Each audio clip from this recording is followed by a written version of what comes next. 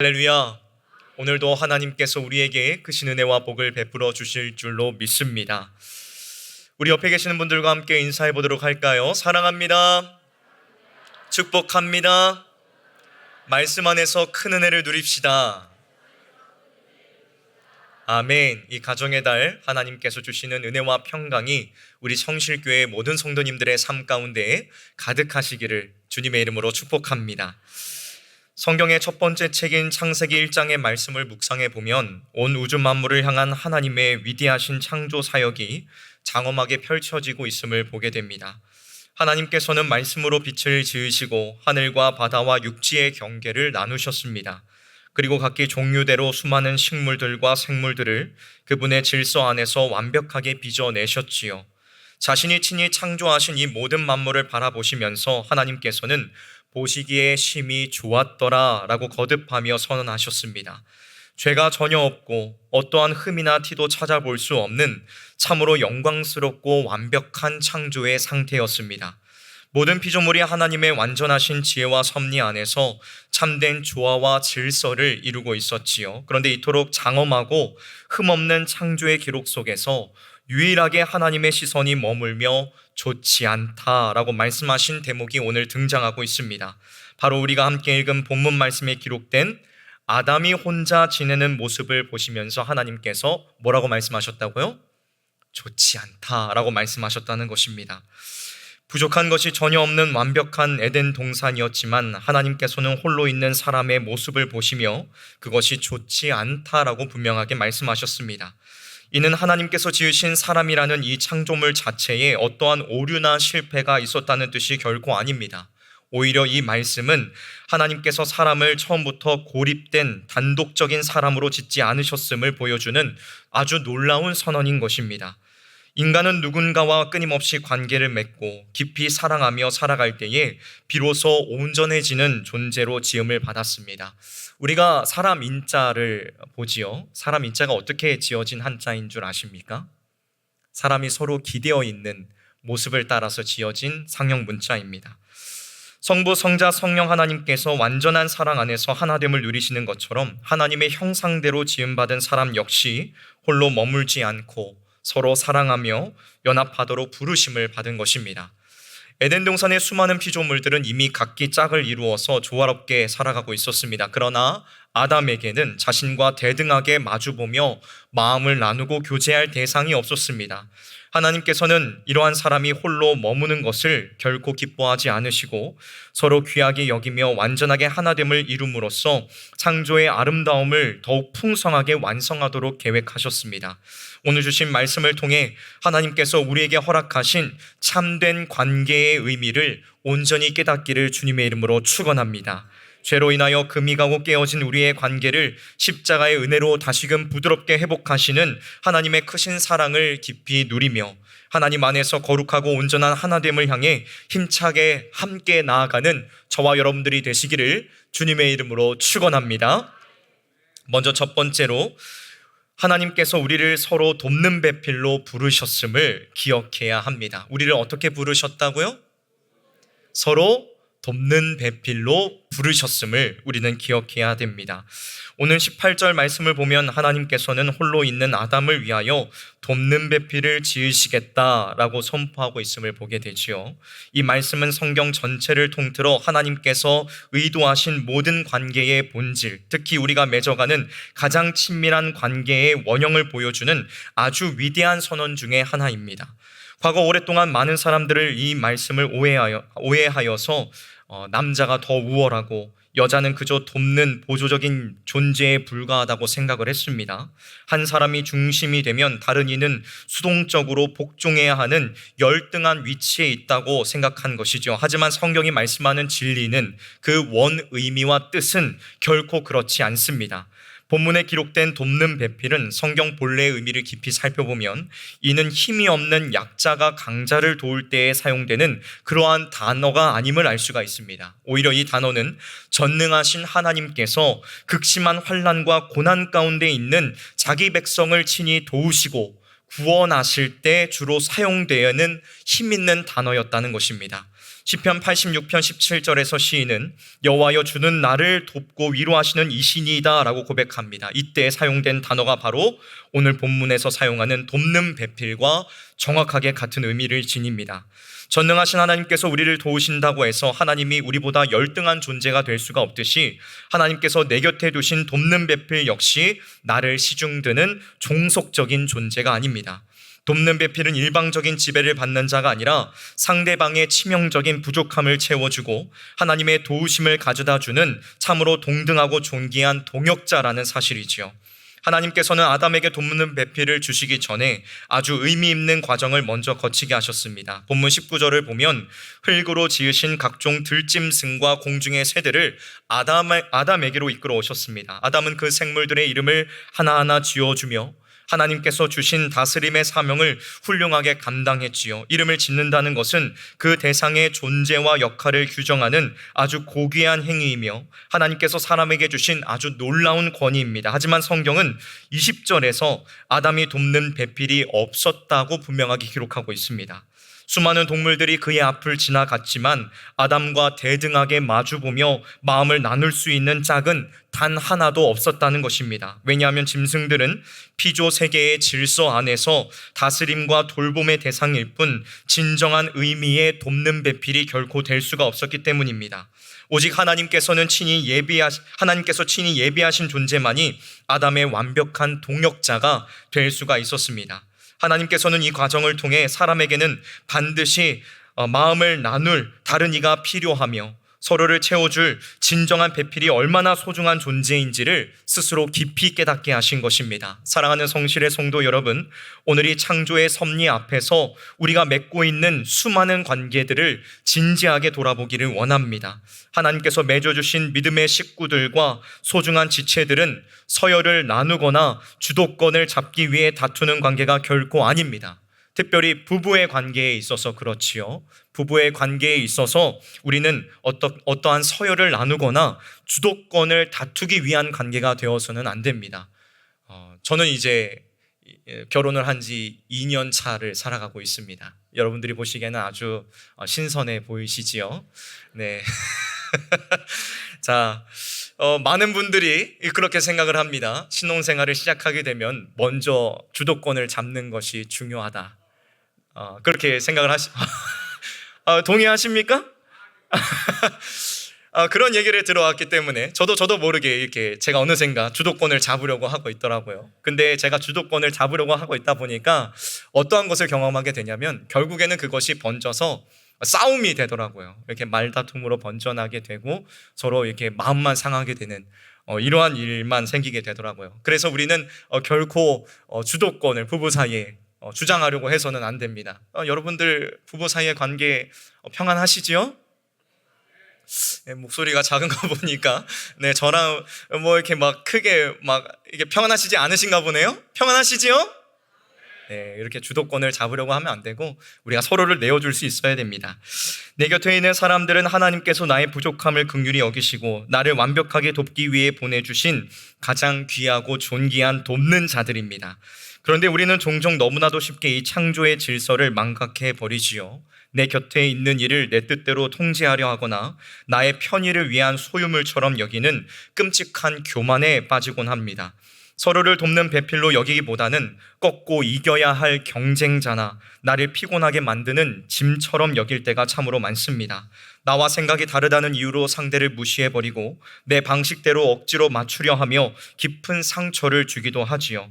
이제는 곁에 있는 이들을 내 뜻대로 조종하려고 했던 교만한 마음을 돌이켜 철저한 회개로 나아가야 할 때입니다. 우리는 상대방을 있는 모습 그대로 인정하며 온전히 동등한 인격체로서 존중해야 합니다.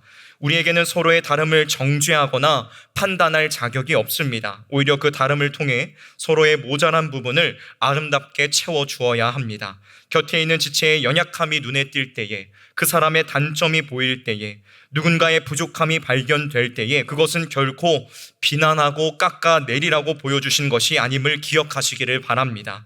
그 순간이 바로 우리가 그들을 위해 하나님의 도우심을 전하는 거룩한 통로가 되어야 할 때입니다. 지친 이들의 어깨를 눈물 어린 기도로 감싸 안아주시고 믿음의 동역자가 겪는 수고와 아픔을 따뜻한 위로로 눈물을 닦아 주십시오.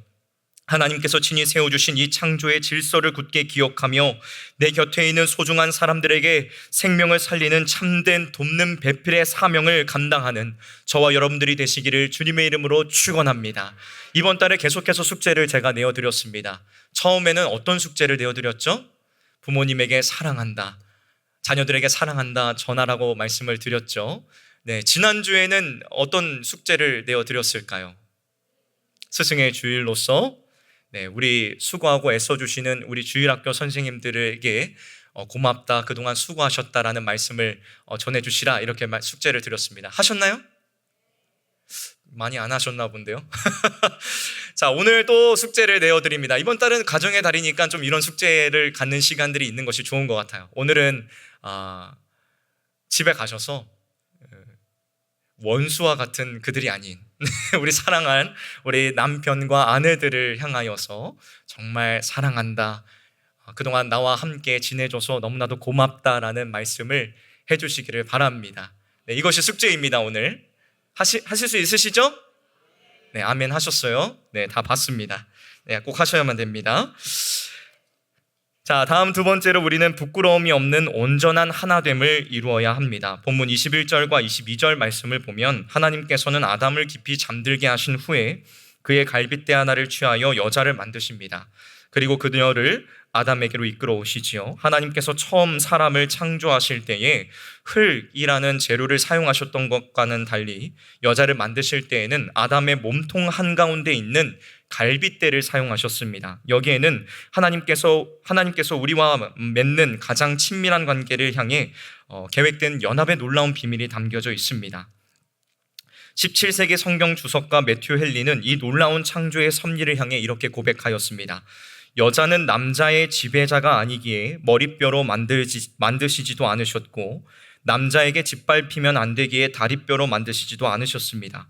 오히려 동등한 존재가 되게 하기 위해 옆구리에서, 또한 잘 보호받을 수 있도록 하기 위해 팔 밑에서, 그리고 사랑을 많이 받게 하기 위해 가슴 가까운 곳에서 만드셨습니다 라고 말했습니다. 참으로 아름다운 이야기이지요. 하나님께서는 처음부터 사람이 서로에게 가장 가까운 곳에서, 그리고 온전히 동등하게 사랑하고 보호하는 존재가 되도록 이끌어 주신 것입니다. 잠에서 깨어나 하나님께서 이끌어 오신 여자를 처음 마주한 아담은 감격에 겨워서 이러한 탄성을 터뜨리죠. 뭐라고 말했을까요? 이게 인류에게 전해지는 가장 첫 번째 시입니다. 뭐라고 말했을까요? 네, 맞습니다. 이는 내 뼈 중에 뼈요, 살 중에 살이로다. 이렇게 자기가 사랑의 그 고백을 한 것이죠. 이 고백은 단순히 눈앞에 있는 이 여자라는 존재에 대한 놀라움을 표현한 것이 아닙니다. 상대방을 자신과 같이 사랑하고 아끼겠다는 인간이 표현할 수 있는 가장 깊고 온전한 연합의 선언을 하고 있는 것입니다. 이어서 성경은 진정한 하나됨을 향한 가장 핵심적인 선언을 24절에 기록합니다. 이러므로 남자가 부모를 떠나 그의 아내와 합하여 둘이 한 몸을 이룰지로다. 고대 사회에서 부모의 집을 떠난다는 것은 자신의 모든 기득권과 안전을 포기하는 엄청난 모험이었습니다. 그럼에도 불구하고 온전히 연합하라고 명령하시는 분명한 이유가 있습니다. 이러한 거룩한 연합이 하나님께서 세우신 인류 최초의 공동체이자 모든 인간관계의 가장 아름다운 원형이기 때문입니다. 하나님께서 허락하신 이 온전한 하나됨은 세상의 그 어떤 것과도 분리될 수 없는 아주 핵심적인 연합이라는 것입니다. 나와 생각과 경험, 살아온 환경이 다른 이들이 만나 믿음과 사랑 안에서 완전히 새로운 하나의 세계를 창조해가는 위대한 과정인 것입니다. 이러한 완전한 하나됨의 축복은 25절의 말씀에서 가장 분명하게 나타납니다. 아담과 그의 아내 두 사람이 벌거벗었으나 부끄러워하지 아니하니라. 이 말씀은 단순히 그들이 의복을 입지 않았다는 1차적인 사실을 설명하는 것이 아닙니다.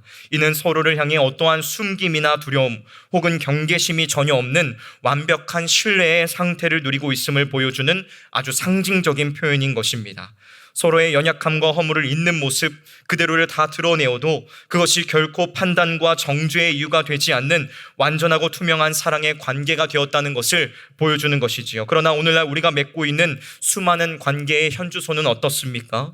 우리는 가장 가깝다고 말하는 가족이나 믿음의 지체들 사이에서조차 자신의 진짜 모습과 연약함을 드러내는 것을 극도로 두려워합니다. 내 허물이 드러나면 곁에 있는 이들이 나를 무시할지도 모른다는 불안함에 사로잡혀 두꺼운 자존심의 포장지로 나 자신을 가리기에 바쁩니다. 끊임없이 상대방의 약점을 찾아내어 나의 우월함을 증명하려고 하고 보이지 않는 판단과 정죄의 장벽을 높게 쌓아 올립니다. 서로를 향해 부끄러움 없이 투명해야 될 관계가 서로를 숨기고 방어하기에 급급한 차가운 관계로 변질되어 버리는 것입니다. 여러분, 우리는 스스로를 보호하려 높게 쌓아 올렸던 그 장벽을 주님 안에서 남김없이 부서뜨려 버려야 합니다. 하나님께서 우리 옆구리에서 가장 가까운 가슴 곁에서 내 곁에 소중한 사람들을 허락하신 이유를 굳게 기억하십시오. 우리가 맺는 관계의 자리는 서로의 약점을 들추어내어 부끄럽게 만드는 법정이 결코 아닙니다. 오히려 그 연약함과 허물까지도 내 뼈와 내 살처럼 여기며 조건 없는 사랑으로 덮어주는 은혜의 안식처가 되어야 합니다.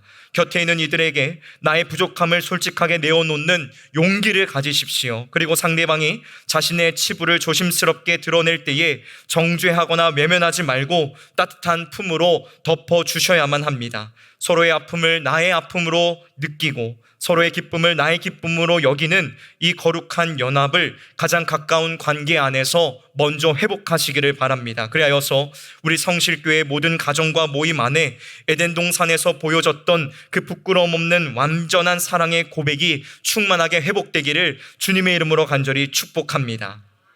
마지막으로 우리는 십자가의 은혜로 무너진 관계를 회복해야 합니다. 하나님께서 맺어주신 최초의 공동체는 서로를 향한 완전한 신뢰와 부끄러움 없는 사랑으로 충만했습니다. 그러나 참으로 안타깝게도 이토록 아름다웠던 연합은 인간의 불순종, 즉 죄가 들어옴과 동시에 처참하게 깨어지고 말았습니다. 창세기 3장의 말씀을 보면 뱀의 유혹에 넘어가 선악을 알게 하는 나무의 열매를 먹는 비극이 기록되어 있지요. 하나님의 명령을 어기고 죄를 범한 직후에 그들에게 나타난 가장 첫 번째 변화는 바로 서로의 벗은 몸을 보고 부끄러움을 느낀 것이었습니다. 그들은 급히 무화과 나무 잎을 엮어 치마를 만들어 자신의 몸을 가렸습니다. 참으로 인류 역사상 가장 뼈아픈 비극의 순간입니다. 서로를 향해 가졌던 완전한 신뢰에 금이 가게 된 것입니다. 죄가 들어오자 있는 모습 그대로를 용납하던 참된 사랑은 사라지고 두려움과 수치심 그리고 서로를 경계하는 마음이 그 자리를 대신하게 되었습니다. 죄로 인해 깨어진 관계의 참혹함은 하나님께서 책임을 물으실 때에 더욱 명백하게 드러나게 됩니다. 하나님께서 선악과를 먹은 이유를 엄하게 물으시자 아담은 어떻게 대답하였습니까? 하나님, 죄송합니다. 제가 잘못했습니다. 저를 용서해 주세요라고 말했습니까? 그렇게 말했다면 하나님께서는 용서해 주셨을 것입니다. 그런데 그는 뭐라고 말했습니까?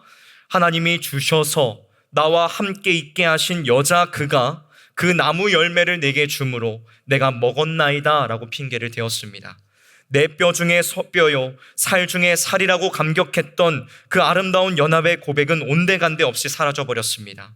오히려 자신에게 주신 최고의 선물인 상대방에게 모든 책임을 떠넘기고 비난하는 이러한 비겁한 모습만 그에게 남게 되었습니다.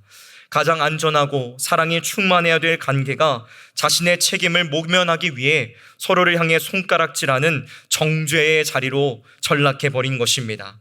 서로를 원망하고 상대를 지배하려 하는 이 비극적인 다툼이 바로 죄로부터 시작되었습니다.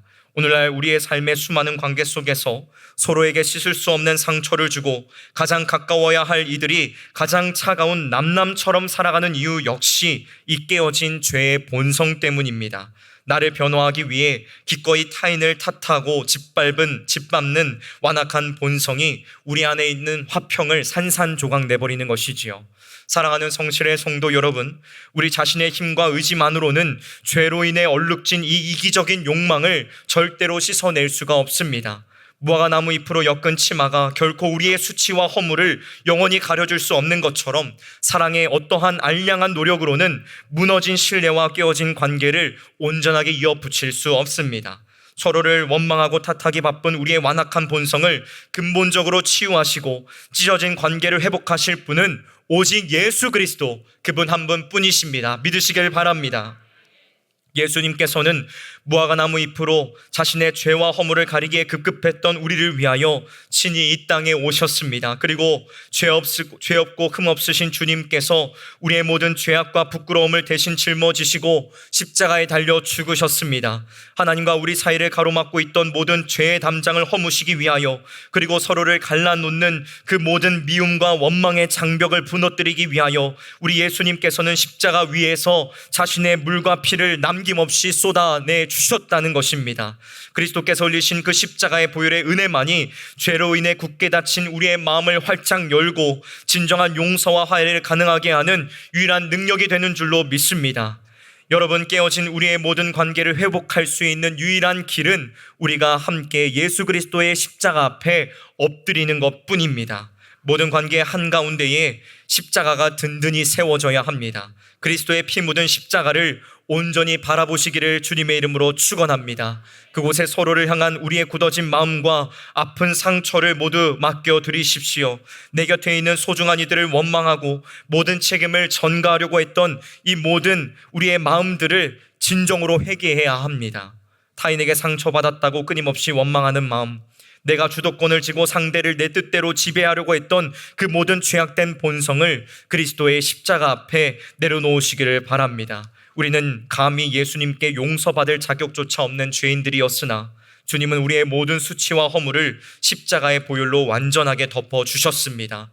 그 무한하신 은혜와 사랑을 입은 자답게 우리를 다시 하나로 묶어주시는 예수 그리스도의 그 십자가의 사랑만을 굳게 붙드십시오.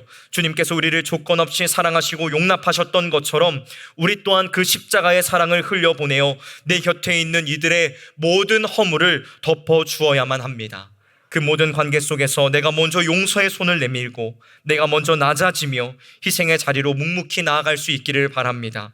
예수 그리스도께서 흘려주신 그 십자가의 사랑만이 무너진 공동체를 살리고 깨어진 모든 관계를 처음 창조의 때와 같이 아름답고 온전하게 회복할 수 있습니다.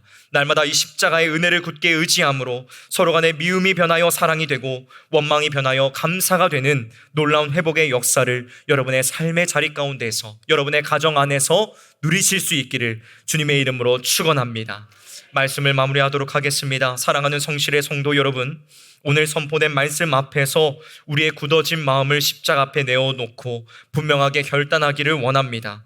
곁에 있는 이를 내 뜻대로 지배하고 통제하려는 교만, 그리고 나의 허물을 덮기 위해 남에게 책임을 전가하려는 이 비겁한 본성을 십자가에 모두 못 박으십시오. 하나님께서 내 곁에 허락하신 소중한 사람들을 내가 탓하거나 군림할 대상이 아니라 십자가의 사랑으로 끝까지 품고 섬겨야 할 동등하고 귀한 참된 동역자임을 믿으시기를 바랍니다. 우리 옆에 계신 분들을 함께 바라볼까요? 그리고 한번 인사해 보십시오. 당신은 하나님께서 내게 주신 참된 동역자입니다. 옆에 계시는 분이 누구라고요?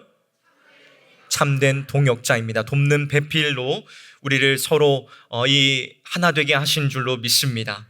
세상은 끊임없이 서로의 약점을 둘추어내며 우리를 갈라놓고 다투게 만들지만 우리는 예수 그리스도의 거룩한 보혈로 새롭게 빚어진 하나님의 백성들입니다. 주님께서 우리에게 베풀어 주신 그 크고 조건 없는 십자가의 사랑으로 내 곁에 있는 믿음의 지체들을 따뜻하게 보듬어 안으십시오. 나의 알량한 자존심보다 내 곁에 주신 소중한 사람들을 더 낮게 여기며 허물을 덮어주는 사랑의 통로가 되기로 굳게 결단하시기를 주님의 이름으로 축원합니다. 그리하여서 하나님께서 처음 창조하셨던 그 아름답고 완전한 연합, 부끄러움이 없는 온전한 하나됨을 우리의 가정과 우리 성실교회가 모두 누릴 수 있기를 주님의 이름으로 축원합니다. 오늘 숙제가 뭐라고요? 다 벌써 까먹으신 것 같은데 집에 가셔서 사랑하는 아내, 사랑하는 남편, 또 우리 사랑하는 믿음의 동역자들을 향하여서 나와 함께 해줘서 감사하다, 사랑한다, 이렇게 고백하시기를 주님의 이름으로 축원합니다. 그래야면 우리의 가정 안에, 우리의 삶 가운데, 우리 직장 속에 놀라운 하나님께서 베풀어 주시는 풍성한 복과 은혜가 임하게 될 줄로 믿습니다. 함께 기도하도록 하겠습니다. 하나님,